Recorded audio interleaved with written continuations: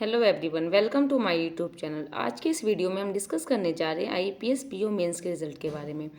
जैसा कि आप सबको पता है कि 5 नवंबर को आईपीएस पीओ मेंस का एग्ज़ाम हुआ था और अब मोर देन 2 मंथ हो चुके हैं, बट अब तक इसका रिजल्ट देखने को नहीं मिला है। अगर हम पास्ट ईयर्स को देखें और उसके हिसाब से अगर हम बात करें तो अब तक आपका रिजल्ट आ जाता था और आपको इंटरव्यू की डेट्स भी पता चल जाती थी।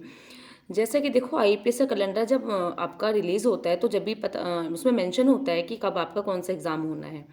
तो अगर हम बात करें तो ये प्री डिसाइडेड होता है कि इसका एग्ज़ाम कब होना है, इसका रिज़ल्ट कब आना है। ठीक है, तो टेंटेटिव सब कुछ आपका पहले से डिसाइडेड होता है। तो उसके हिसाब से अगर हम देखें तो फ़ेब में आपका इसका इंटरव्यू कंडक्ट होना है। तो अब तक इसके हिसाब से अब तक रिज़ल्ट आ जाना चाहिए। तो इस एग्ज़ाम इसके रिज़ल्ट में इतना डिले क्यों हो रहा है?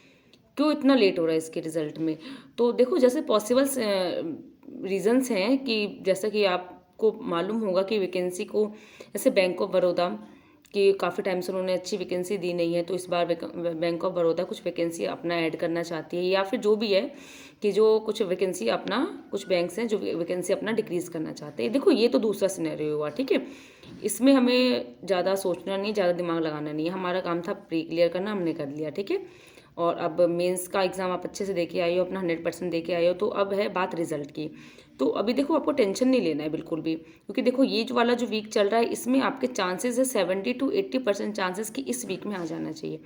और बाई चांस अगर 1% इस वीक में आपका रिजल्ट नहीं आता है तो जो नेक्स्ट वीक है उसमें 200% आपका रिजल्ट आएगा ही आएगा।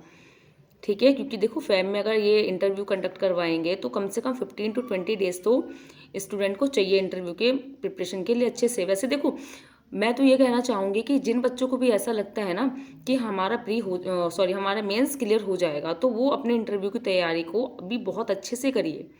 के बाद बहुत अच्छा, बहुत गोल्डन टाइम है कि आप अपने इंटरव्यू की जो प्रिपरेशन है इसको बहुत अच्छे से करें। और जैसे आप अपना मेंस में बेस्ट दे के आएँ, इंटरव्यू में अपना बेस्ट दे के आएँ, ठीक है। मतलब ऐसा नहीं कि आप किसी डिलेमा में कि पता नहीं होगा मेंस की नहीं होगा और आप इंटरव्यू की प्रिपरेशन नहीं कर रहे हैं और पता चले रिजल्ट आ जाए, इसी वीक आ जाए, ठीक है, और आपको पता चले कि आपका मेंस हो गया, फिर आप क्या करोगे? जैसे कि आपने आईपीएस पीओ में देखा है कि बहुत कम टाइम मिला है, तो सेम आपका आईपीएस पीओ में भी होने वाला है। तो मेरा तो यही कहना है सभी स्टूडेंट्स से कि आप अपने इंटरव्यू की प्रिपरेशन कंटिन्यू रखिए। आप ये छोड़ दीजिए कि मेंस होगा नहीं होगा, क्या होगा क्या नहीं होगा। आप अपने इंटरव्यू की प्रिपरेशन करते रहिए।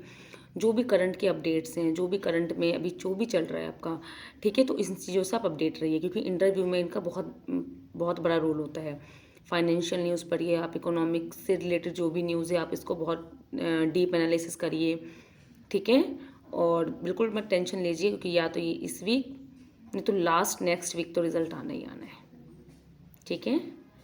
तो बार बार वीडियोस देखना और बार बार मतलब इतना परेशान होने की ज़रूरत नहीं है। रिज़ल्ट आपका आ जाएगा और आप जैसा पेपर दे के आए हो रिज़ल्ट आपका वैसा ही आएगा, ठीक है। तो टेंशन नहीं लेना है और थैंक यू।